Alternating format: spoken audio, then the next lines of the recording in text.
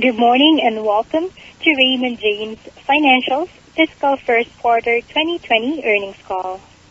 My name is Myra and I'll be your conference facilitator today. This call is being recorded and will be available for replay on the company's investor relations website.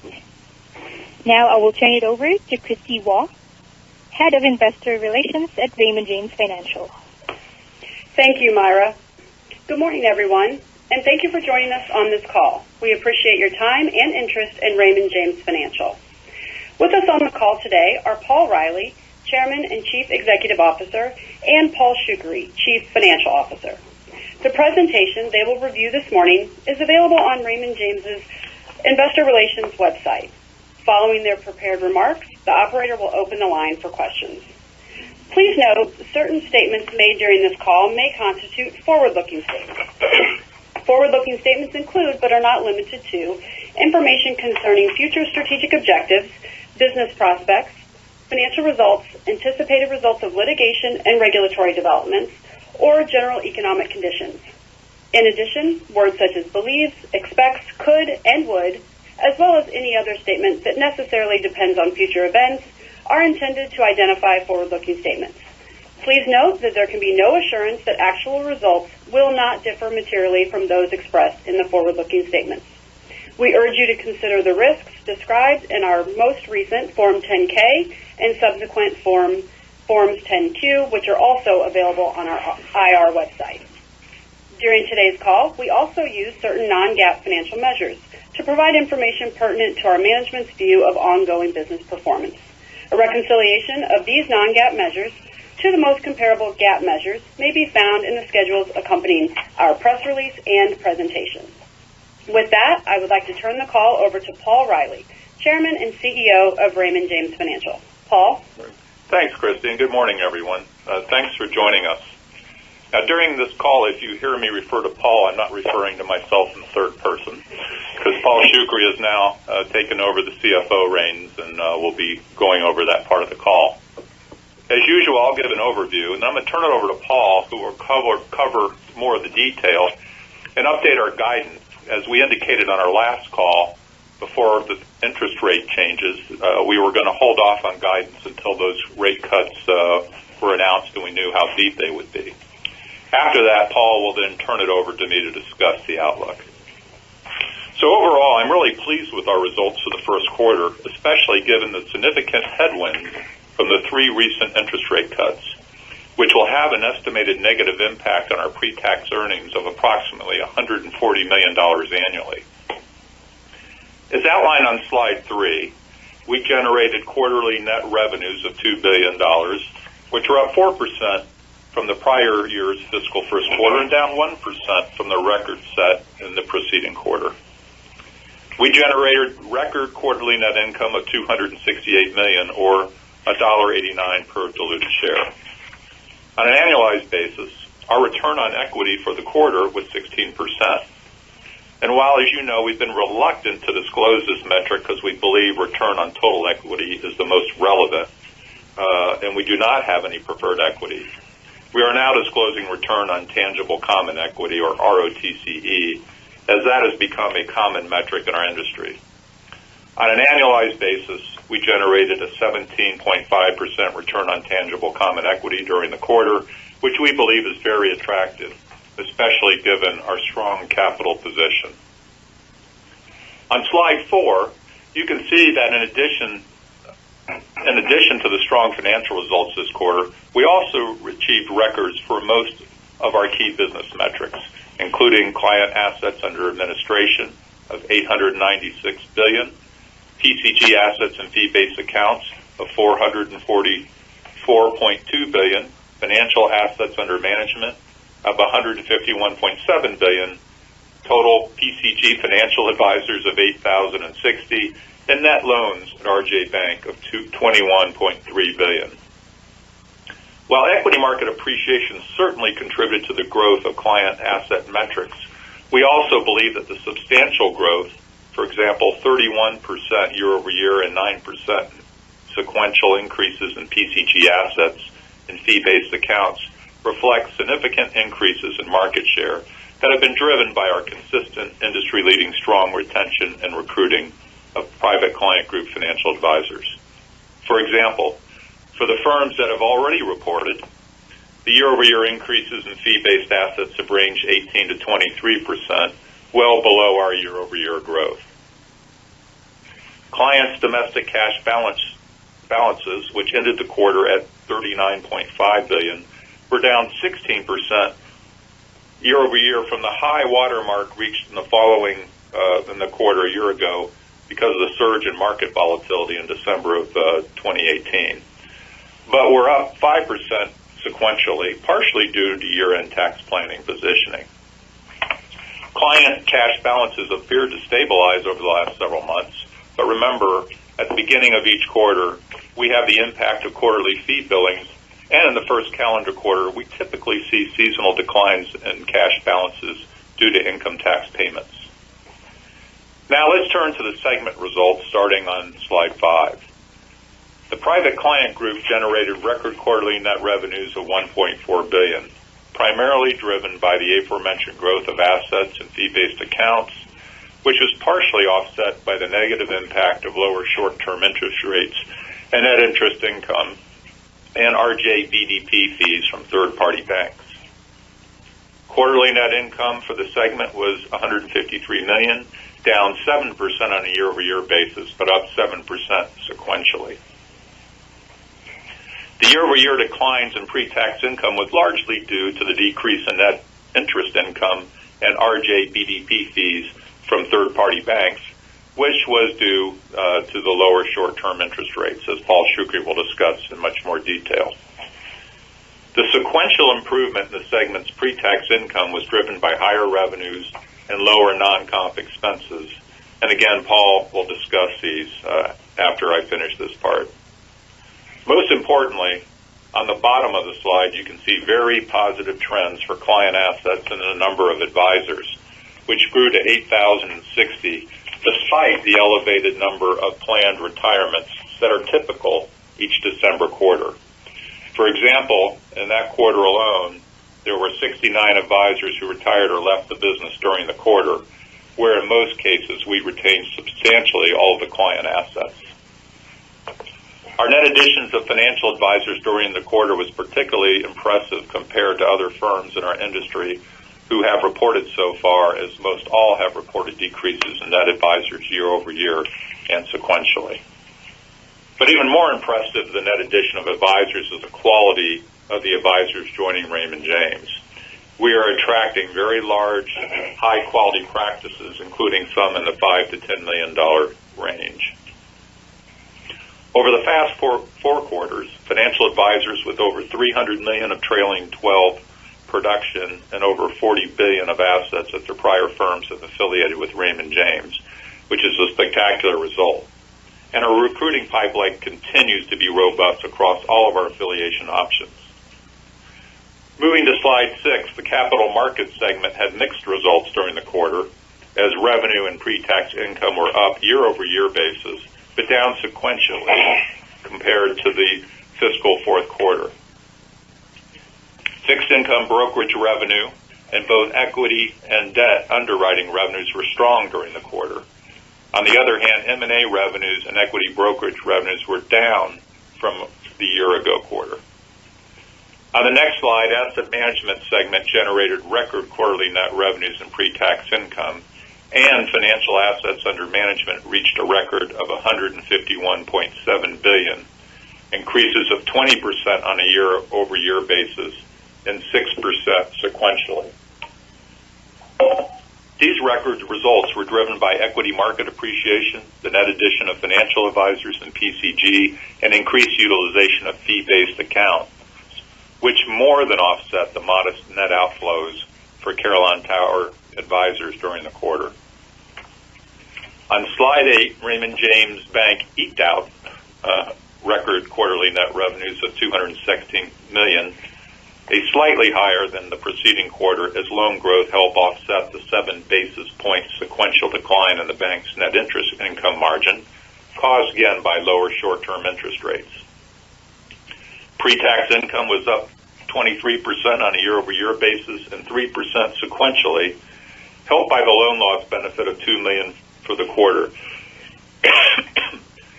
Despite loan growth and an uptick in criticized loans during the quarter, a higher concentration of residential mortgage, which carries lower allowance than C&I loans on average, and payoffs of certain lower-rated corporate loans resulted in the loan loss benefit. Net loans ended the quarter at a record $21.3 billion, which was up 7% over December of 2018 and 2% over September 2019. Now I'll turn over to the call to Paul Shoukry, who will provide more detail on the financial results. Paul? Thanks. Before jumping into the numbers, I just want to thank Jeff Julian, who's sitting in the room with us this morning. Jeff has been a fantastic mentor and friend over the past several years, and certainly have big shoes to fill, but fortunately Jeff has agreed to stick around for a year to help me with the transition. So thank you, Jeff. I want to point out that in addition to the presentation we're using for this call, we also provided a financial supplement for the first time this quarter, which provides similar metrics as the earnings release, but over 5 rolling quarters. I'll also point out some other requested additions to our disclosures throughout my prepared remarks. As always, thanks to all of you for your feedback and suggestions to help us continuously enhance our disclosures. Starting with revenues on slide 10, as Paul stated, we generated quarterly net revenues of $2 billion, which were up 4% on a year-over-year basis and down 1% compared to the record achieved in the preceding quarter. Notably, about 75% of our net revenues are asset-based, providing relatively good predictability. Asset management fees were up 10% on a year-over-year basis and 3% sequentially, consistent with a 3% sequential increase of assets and fee-based accounts in the preceding quarter.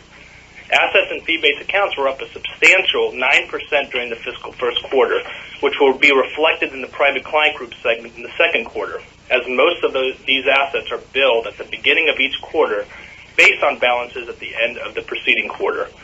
Also remember, about 13% of this line item is driven by financial assets under management, primarily in the asset management segment, which are billed based on a combination of beginning, ending, and average assets throughout the quarter. Given one fewer billing day in the second quarter compared to the first quarter and the 6% sequential increase in financial assets under management, we would expect asset management fees to grow somewhere around 7 to 8% next quarter on a sequential basis. Brokerage revenues during the quarter of $460 million were pretty healthy, as fixed income brokerage revenues were strong again this quarter. While brokerage revenues in PCG and institutional equity brokerage revenues improved on a sequential basis, they were both still pretty subdued, as PCG brokerage commissions are negatively impacted by the shift to fee-based accounts, and there are cyclical and structural headwinds impacting equity brokerage revenues across the industry, particularly for firms like ours that do not take as much balance sheet risk. Accountant service fees of $178 million were down 4% on a year-over-year basis and 1% sequentially. The decline compared to the fiscal first quarter of 2019 was largely attributable to the removal of the money market sweep option last June, which is reflected in the asset management segment, as well as lower RJBDP fees from third-party banks due to lower short-term interest rates and lower average cash balances, which I will discuss in more detail in the next 2 slides. Partially offsetting those items was an increase in mutual fund and annuity service fees, attributable to more mutual fund positions and higher mutual fund balances. Investment banking revenues of $141 million were up 3% compared to last year's first quarter, but down 10% compared to the preceding quarter. Debt underwriting and equity underwriting revenues were both strong, but M&A revenues declined on both a year-over-year and sequential basis. As you may recall, in fiscal year 2019, we generated approximately $600 million of investment banking revenues, which was a record that was up 19% from the prior year's record. Given how strong our investment banking revenues were last year, we would be pleased to match that result this year, assuming market conditions remain conducive, which would result in an average of about $150 million of investment banking revenues per quarter. So we have some catching up to do after the first quarter. I'll discuss net interest income on the next 2 slides, But quickly on other revenues, which were down substantially this quarter, the two primary drivers for the decline in other revenues were lower tax credit fund revenues, which had a very strong fourth quarter, and a modest valuation loss on private equity investments in the other segment compared to gains in both the fiscal first quarter and fourth quarter of 2019. Moving to slide 11. Clients' domestic cash sweep balances, which are the primary source of funding for our interest-earning assets, and the balances with third-party banks that generate RJBDP fees, ended the quarter at $39.5 billion, representing 4.9% of domestic PCG client assets, which is a record low as far back as we have the data. These balances have stabilized since the fiscal third quarter of 2019 and increased 5% during the first quarter, partially due to tax positioning that is typical at the end of the calendar year. Unless we encounter elevated market volatility, we expect pressure on these balances in the fiscal second quarter due to the quarterly fee billings and income tax payments. On slide 12, the top chart displays our firm-wide net interest income and RJBDP fees from third-party banks on a combined basis, as these two items are directly impacted by changes in short-term rates. As you can see, the 3 rate cuts totaling 75 basis points since August has put pressure on these revenue streams, which on a combined basis are down $25 million from the high watermark in the fiscal second quarter of 2019, and that's despite loan growth at Raymond James Bank. On the bottom right portion of the slide, we provided a new disclosure that many of you have been requesting. During the quarter, the average yield on RJBDP fees from third-party banks was 1.64%. Prior to the 3 rate cuts, the average yield reached 2% in the fiscal second quarter of 2019, which means the deposit beta averaged approximately 50% for those last 3 rate cuts. Given the current level of clients' domestic cash sweep balances, the reduction of our spread of 36 basis points, 2% down to 1.64%, roughly equates to an annual pre-tax earnings impact of approximately $140 million. Now, this is based on oversimplified math because obviously a good portion of these balances are used to fund the bank's balance sheet where loan spreads vary and there's some duration. Those dynamics are reflected on the NIM graph on the bottom left portion of the slide. But based on the oversimplified math, $140 million would represent approximately 10% of our adjusted pre-tax income in fiscal year 2019 and would reflect a negative impact of approximately 100 to 150 basis points to the comp ratio and pre-tax margin, which we'll discuss more on the next slide. Raymond James Bank's net interest margin declined 7 basis points from the preceding quarter to 3.23%. If short-term rates remain constant, we would expect the bank's NIM to remain at around the same level in the second quarter, assuming a similar asset mix, as the negative impact from the higher mix of lower risk and lower yielding residential mortgages should largely be offset by a reduction in the cash sweep rates we are making this week, which will average around 5 basis points and leave us near the top end of the competitive range. So we would expect the average yield on RJBDP fees from third-party banks to remain around 1.6 to 1.65%. Now I'll discuss expenses on slide 13. First, let me spend a few minutes on compensation expense, which is by far our largest expense. The compensation ratio increased sequentially from 65.2 to 67.2%. This increase was largely driven by revenue mix. As compensable revenues in PCG, those which have an associated advisor payout, have grown to be a higher portion of net revenues, while non-compensable revenues have declined as a portion of net revenues. As I covered on the prior slide, the decrease in short-term interest rates has pressured a significant portion of the non-compensable revenues. Meanwhile, compensable revenues in the private client group, which include asset management fees, brokerage revenues, and investment banking revenues in the segment, were up 3% sequentially. These revenues have an average payout between our affiliation options of approximately 75%. So when PCG's compensable revenues increase faster than other revenue sources, you should expect the compensation ratio to increase, just as it decreased substantially when rates increased from 2015 through 2018. To help you better understand this dynamic, we started breaking out PCG financial advisor compensation and benefits in the earnings release and supplement. which represented $25 million of the $31 million sequential increase in the firm's total compensation during the quarter, or roughly 80% of the overall increase. This dynamic is expected to continue into the fiscal second quarter as assets and fee-based accounts were up 9% during the fiscal first quarter. Given the growth of financial advisor compensation and the reset of payroll taxes at the beginning of each calendar year, we would expect the compensation ratio to be somewhere around 67.5% for the fiscal year. This represents a 100 basis point increase over our prior target, but again, this adjustment is primarily a function of lower short-term interest rates and the change in revenue mix to a larger portion of compensable revenues in PCG. On to non-compensation expenses. Non-compensation expenses during the quarter were $299 million, which declined 14% from the preceding quarter, and included that preceding quarter included a $19 million goodwill impairment, and 10% from the year-ago quarter, which included a $15 million loss associated with a disposition of our European equities research business. Given the loan loss benefit and the fact that there were no major recognition events or conferences during the quarter, we would expect non-compensation expenses to increase throughout the year.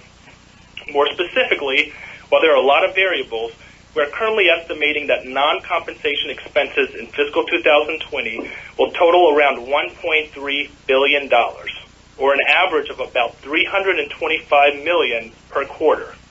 But as we experienced in the first quarter, we also expect a wide range around this target from quarter to quarter. And if revenue growth is higher than expected, that could drive non-compensation expenses higher as well, as certain line items such as sub-advisory fee expense are directly tied to revenue growth. $1.3 billion of non-compensation expenses in fiscal 2020 would represent approximately 2% growth over fiscal 2019, which included the two aforementioned non-GAAP items. We believe this would be a good result, particularly given the amount of growth we are experiencing, as we are extremely focused on containing expense growth as much as possible while still investing for the future. Slide 14 shows the pre-tax margin trend over the past 5 quarters. The pre-tax margin was 17.9% in the fiscal first quarter of 2020. Given the expense guidance I just provided, we would expect the pre-tax margin to be around 17% for fiscal 2020, reflecting a 100 basis point decline from the target that we provided at our Analyst and Investor Day before the 3 recent short-term rate cuts. Again, this is our best estimate given what we know right now, and we all know things can change rapidly in our business. Slide 15 provides a summary of our capital actions over the past 5 quarters, where we returned over $1 billion back to shareholders through dividends and repurchases under the board's authorization. We only repurchased 11 million of shares in the fiscal first quarter, but we remain committed to at least offsetting stock-based compensation dilution, which is approximately $150 million to $200 million per year. Furthermore, as we exhibited last year, given our strong capital and liquidity position, we will also consider significantly increasing our repurchases if the stock price dips to opportunistic levels, which we have stated starts at around 1.8 times book value. We currently have $739 million of remaining share repurchase authorization. In summary, given the growth of our capital, which is already very strong, we are going to increase our focus on utilizing and or deploying our capital, whether it be through higher dividends, being more aggressive with our buybacks, pursuing corporate development opportunities, or accelerating the growth of our balance sheet, for example, by growing the bank's securities portfolio much more rapidly. So with that, I'll turn the call back over to Paul Reilly to discuss our outlook. Paul? Thanks, Paul, and thanks for a lot of guidance update there. But again, as you recall from our last call, we said given the upcoming interest rate changes we couldn't predict, we would hold off till this quarter. And you can see most of these changes were just caused by the interest rate changes. So we provided as much detail typically we would do it at an Investor and Analyst Day, so we could explain things in person, but given the cuts since our last call, we felt it was time to update it sooner than later. In summary, we had 3 rate cuts since our last Analyst and Investor Day in June, which is an impact on our pre-tax income of about $140 million, So we needed to adjust our comp ratio and pre-tax margin targets by 100 basis points. Unlike many of the other firms, we're in growth mode in almost all of our businesses, and there are expenses associated with growth. For example, we've been consistently adding financial advisors on a net basis, whereas most of the larger firms have consistently been losing advisors on a net basis. That creates a very different dynamic for our expense trajectory, as we are adding to our transition assistance and retention amortization reflected in the compensation. That alone is about $265 million in 2019, representing 3.5% of net revenues, and $100 million larger than just 4 years prior. We're also adding support at the branches and at the home office, expanding the size of our branch footprint, paying internal and external recruiters, paying for ACAT fees to transfer in accounts, and so on. Growth is expensive, but we believe it represents a very good long-term result for our shareholders. And given this growth, I think a 2% growth in non-comp expenses is good expense management. With the benefit of hindsight, we probably could have done a better job explaining our expense growth over the past 3 years, as we've been investing heavily, not just in our technology, but in our compliance and supervision infrastructure. Originally to get ready for the DOL rule, which has since been vacated, but also to support the future growth in a responsible manner by improving our solutions for advisors and their clients. And now I'm really glad we did make those investments, as the SEC's best interest standard is out and other fiduciary requirements become effective this year.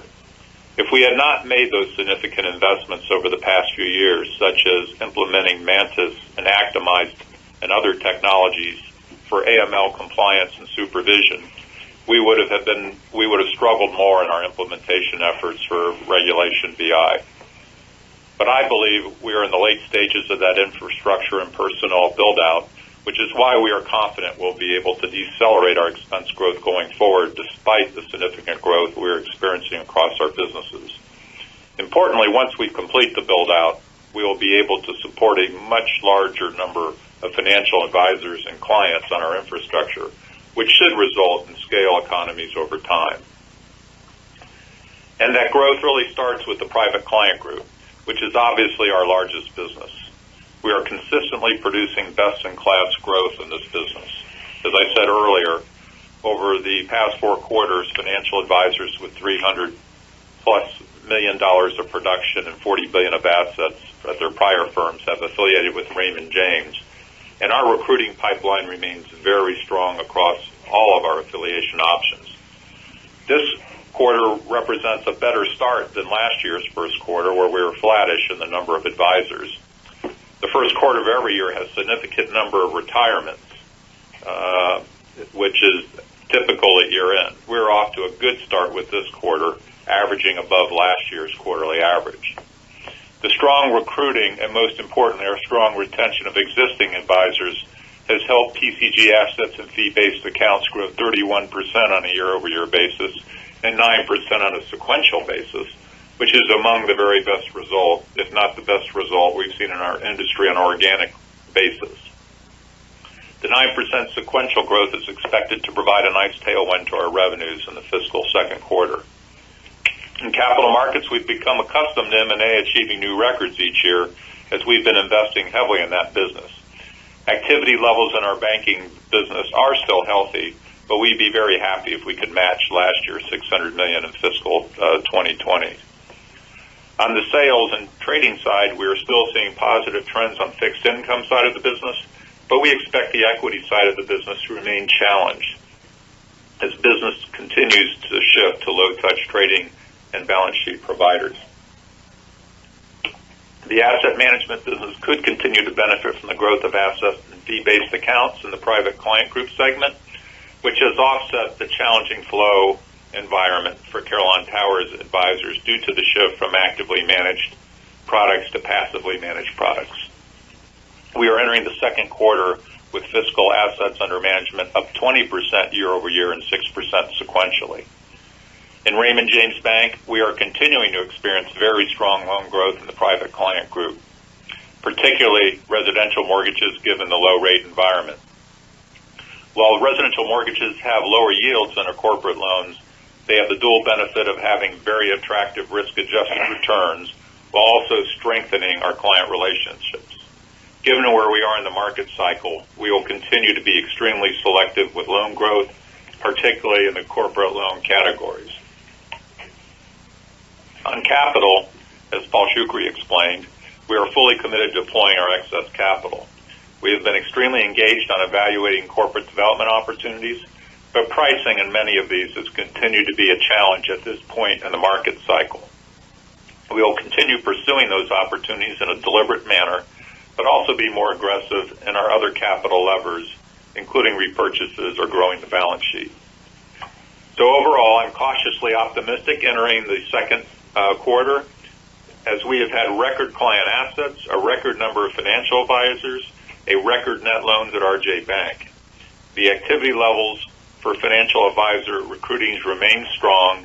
Investment banking pipelines remain healthy. But given lower short-term interest rates and how far we are into the bull market, the longest ever, we are still being focused on managing expenses.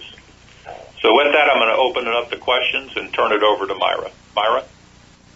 Thank you. At this time, we would like to take any questions you may have for us today. And to ask a question, simply press star, then the number 1 on your telephone keypad. Please note that analysts are allowed 1 question and 1 follow-up question only. Our first question comes from the line of Craig Siegenthaler from Credit Suisse. Your line is open. Please go ahead. Hey, Craig. Thanks. Good morning, everyone. Good morning. So I had a question on recruiting. I mean, you grew your advisors a healthy 3% clip over the last year, and you did have some retirements in the fourth quarter. But can you provide a little more color on where those advisors are coming from, and if you're seeing increasing competition for advisors from the different groups like the wirehouses and other independent brokers? And also, why are a lot of those big banks failing in the competition for advisors now, too? Well, I think it's just a shift in philosophy that Raymond James has a platform where we still have the advisors as our clients.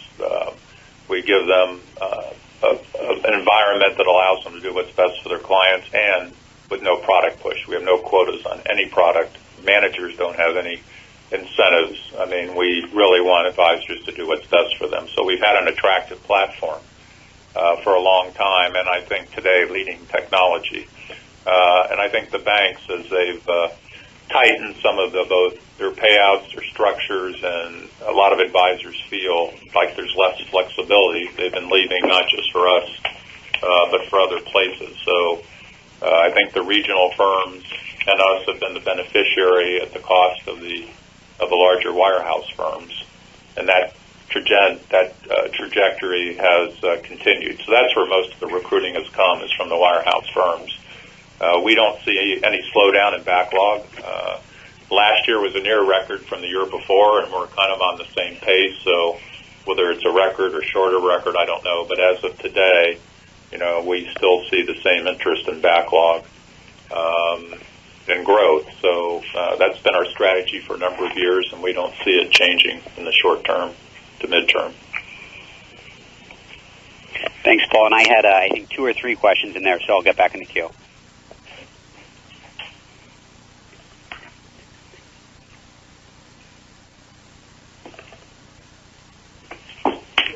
Hello? Next question. We have our next question from the line of Manan Gosalia from Morgan Stanley. You may ask your question. Your line is open. Hi, good morning. Morning. Hi, I was wondering, if you could talk about the puts and takes in the non-comp line. I know you mentioned that for the full year, the non-comp line should be around $1.3 billion, but I was wondering, how much room you have in the longer term, maybe over the next couple of years to bring that line down a little bit. And, maybe you can talk to some of the puts and takes by line. I'll give you an overview, and I'll have Paul talk about the puts and takes. You've seen that line really taking away the accounting change last year. really decelerating over the last couple of years. So last year was a deceleration, and this year is a further deceleration. But again, sometimes with the accounting change where we had to gross up expenses on revenue recognition, some people lose on that. So we've continued to manage it down, and we think we've become better and more efficient with the systems, and actually the systems investing actually help the advisors also with their client management. So that's been the relationship. The large buildup started really a few years ago, and it's been decelerating now. Paul, you want to talk about any particular line item? That's right. And to add more color to what Paul stated, last year the non-comp expenses grew 9% as reported, but over half of that was due to the two non-GAAP items in the prior year, as well as the gross up of expenses due to revenue recognition. So if you look at kind of the apples to apples, that represented a significant deceleration, and we're looking to kind of maintain non-comp expense growth around the same level this year to get to the $1.3 billion. Obviously started off low in the first quarter, just given the loan loss credit and other items. There was business development was relatively low, given no conferences or recognition trips size. And we expect that to sort of build up throughout the year. But the last thing I would say on this is a lot of these lines, investment sub-advisory fees, professional fees associated with banking deals, et cetera, are directly tied to revenue growth. So as much as we want to contain the growth that we can contain, we also want to fully appreciate the expense growth that is directly tied to revenue growth. Got it. And then separately on the NIM side, I know you mentioned that the NIM should be relatively flat going into the fiscal second quarter, but I was wondering if you could speak to the outlook more for the full year. Is there a little more room to bring down costs on the deposit side? With betas at around 50%, is there still more room? Maybe as you go into the second half of next quarter, or even into the fiscal third quarter, is there room to bring deposit costs down? No, I think NIM staying stable in the second quarter reflects a cut that we're making this week of about 5 basis points. I don't, assuming rates stay stable, I do not believe that there's much more room to take deposit costs down from our current average cost after this 5 basis point cut. And the only other item I would mention on NIM is if we do accelerate the growth of our securities portfolio at the bank, which is on the table, that would, all else being equal, bring down the bank's NIM as we're taking the cash off balance sheet at what's earning today 1.64%. Bringing it on balance sheet would get a pickup for the firm overall, but that would be create pressure for the bank's overall NIM because the securities portfolio, which doesn't have credit risk, would have a lower yield than the credit portfolio. Yeah, that's one thing that as we move assets, if we grow the bank's balance sheet, it's better off for the consolidated firm, but it will show lower NIM because it's higher interest spread than we would earn off balance sheet, but it's the NIM in the bank would be impacted. So neutral to slightly better to pre-tax margins, and it would be slightly detrimental to NIM. Is that right? Right. Yes. Slightly better to pre-tax, and but slightly detrimental to NIM in the bank. Yeah. Got it. Thank you. Thank you. Our next question comes from the line of Devin Ryan from JMP Securities. Your line is open. You may ask your question. Okay, great. Good morning, Paul and Paul. Hey, Devin. So I guess first question here, just to follow up on the organic growth question in PCG. So clearly you guys are making a lot of investments to ramp the infrastructure in recent years, and I think that's driving or helping to support kind of the industry-leading organic growth. But I just wanted to dig in a little bit more on kind of the commentary being kind of in the late stages of this infrastructure expansion, and I get that also has some expense implications. So really the question is, have you guys been at all capacity constrained on how fast you can recruit, just not having the full infrastructure in place? And as you kind of ramp the infrastructure, does that going to allow you potentially to close more advisors faster? So potentially there's a scenario where organic growth could accelerate. And so that's kind of one piece. And then I'm also just trying to get a little flavor from an geographic perspective where you're seeing the most momentum, and just an update on kind of the Northeast and West and how you feel about market shares there. So on the first question, I think that the how fast we ramp advisors has to do with first, can we find quality advisors that want to come and that we accept? We have we have people that we don't accept too. So pipeline's one issue. Secondly, is we're still below the market. Competition increased significantly last year, but we're able to match still the same recruiting results without increasing our transition assistance like many of our competitors have.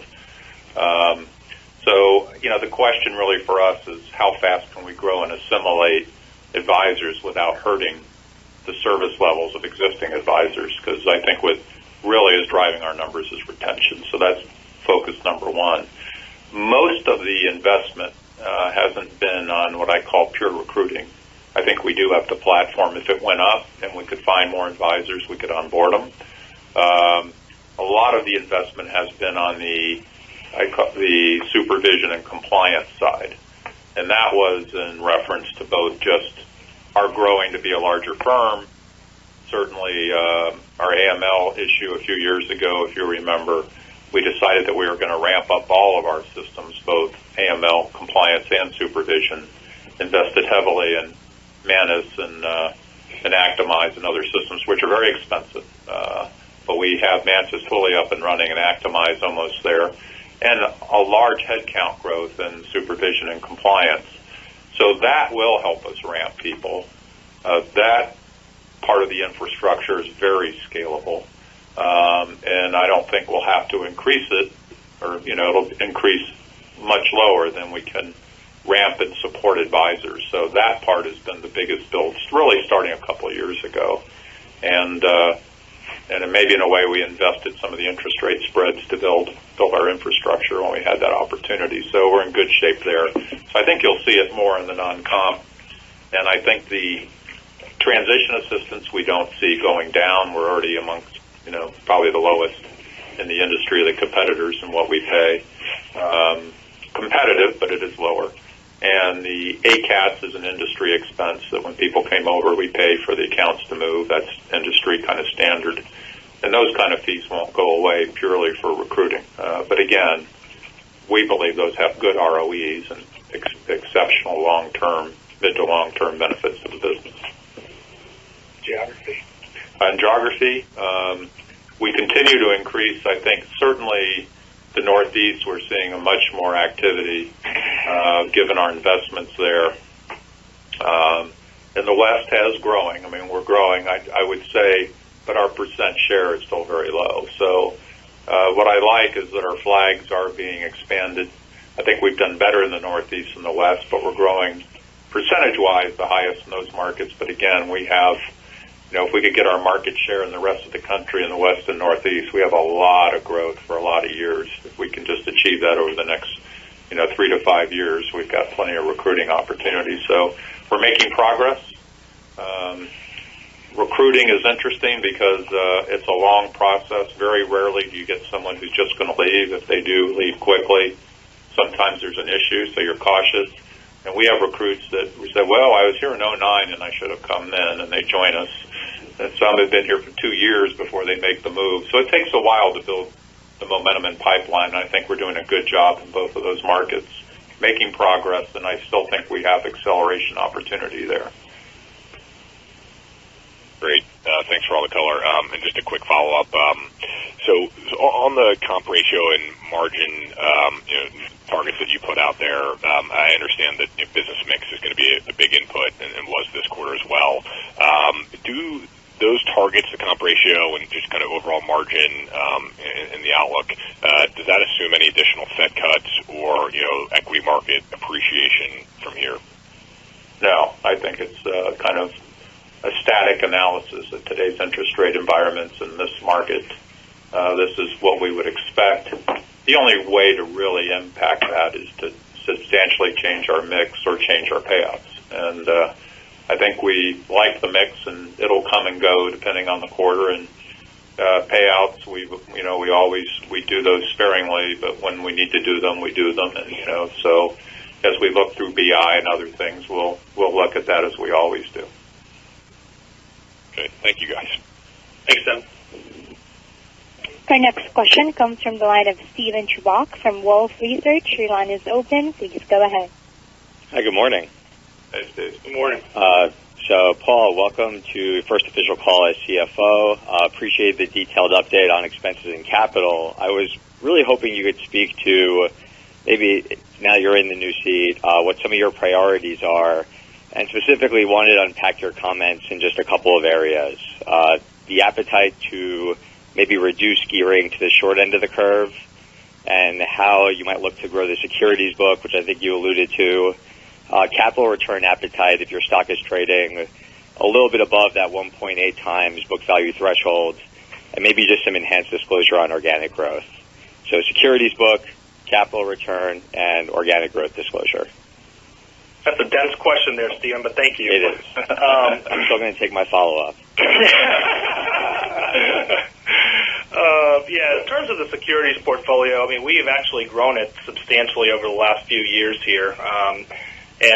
We're just looking at the amount of cash we have off balance sheet, what the forward curve is telling us, and the amount of capital we have and the capacity to grow assets on our balance sheet.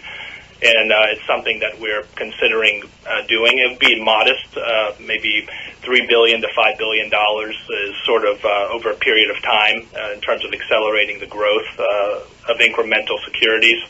And again, we're not looking to take credit risk in that portfolio. This would be mostly agency mortgage-backed securities with duration of 3 to 4 years. And with that, you would get somewhere around today, it changes every day, but today around 30 basis points of incremental pickup over what we earn off balance sheet. In terms of repurchases, I mean, we're going to stay consistent with what we've been doing, for a very long time.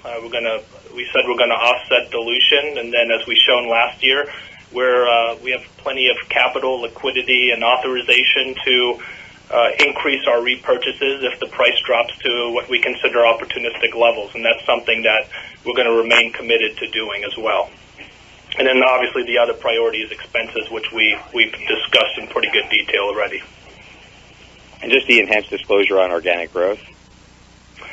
Well, I mean, we are working, I think it's referring specifically to the net new asset metric. That is something we are working on. I think over the last 2 or 3 quarters, the number of inbound requests for that has subsided somewhat because, when you look at the 31% year-over-year growth in assets and fee-based accounts, I think everyone has acknowledged that that's among the highest, if not the highest in the industry. So I think we're getting credit for the organic growth. But at the same time, we appreciate the sort of desire to have an easier sort of metric to track in that regard. So it's something we are looking at. But kind of tying back to your first question on expense growth, nothing is free, and so we're doing it in the context of our other IT priorities that we have across the firm. I think one of the challenges right now, too, for the industry is that our focus is Reg BI is effective June 30th. So as we look at IT and ops time, it's all focused to making sure right now that we're compliant and have our systems up. There are process and disclosure and other document changes that are required. So any excess capacity, or it's really first priority, but any excess capacity, we've had to do these other things have been focused on BI till we get them done. To do them effectively, we have to start rolling things out. We're starting to roll things out already because we have to have them up and running and in place and done by June 30, not start doing them at June 30. So. And just one follow-up for me on expenses. You guys cited some progress in slowing the pace of core non-comps. That's certainly evident. But the elevated comp pressure is continuing to weigh disproportionately on the margin. And as we look ahead, with NIM stabilizing in 2Q, revenue growth coming from more compensable activities within PCG, I'm just trying to think about longer term. How should we view that incremental margin as those dollars come on and most of the growth comes from fee-generating activities? just trying to think about the earnings growth algorithm beyond 2020. Yeah, I think given the current rate environment and market environment, which obviously are the two big factors that would impact your margin, as along with revenue mix. But I think 67.5% as of right now, as best as we can tell, 67.5% for the comp ratio and 17% for the pre-tax margin is the best visibility we have given our current revenue mix. So to the extent that the market environment changes, interest rate environment changes, or a revenue mix changes, then we would adjust those targets. Yeah. So this quarter was impacted by lower M&A and tax credit funds, which are they're cyclical. They're never, versus the PCG business. So that impacted us. But the interest rate is the big change, and that's just math. I'm kind of amazed that we could lose 10% of our pre-tax and that much revenue from those three changes and almost make it up in one quarter. So, but I don't. Again, the only way to really change that is looking at payouts across our system and what we pay folks for production. That's where it's all going. But at least that expense is good growth. It's production and profit growth. So we'll take the growth in that ratio if we can grow the revenues even faster and add to the margins. So we want to make sure they're competitive and fair. And as things shift and change over time, we'll look at that. Great. Thanks very much. Thanks, Steve. Our next question comes from the line of Bill Katz from Citi. Your line is open. Please go ahead. Okay, thank you very much for taking the question this morning, and thanks for the enhanced disclosure. Just sort of coming back to margin discussion a little bit more. As you look at the segment level for private client, I'm sort of wondering what's your long-term outlook beyond fiscal 20 and sort of where that margin might be get to, and what are the drivers there. And then related to that 75% payout that you mentioned earlier in your prepared comments, how is that relative to market levels? Yeah, I would tell you, in terms of the private client group margin, a lot of it really depends on geography. So to the extent that we have movement to fee-based accounts continue, which we've had, obviously, a lot of the benefit gets reflected in our asset management segment. To the extent that we sweep more cash to Raymond James Bank, which we're considering doing even more so with the growth in the securities portfolio, that would, increase the margin at Raymond James Bank relative to private client group. So really, we kind of look at the margins on a consolidated basis. We think that's the most meaningful, especially when comparing across firms, because a lot of firms have their bank and their asset management fee-based platform in their wealth management segment. So we expect it, again, on a consolidated basis, our best guess right now is 17% or better for the pre-tax margin.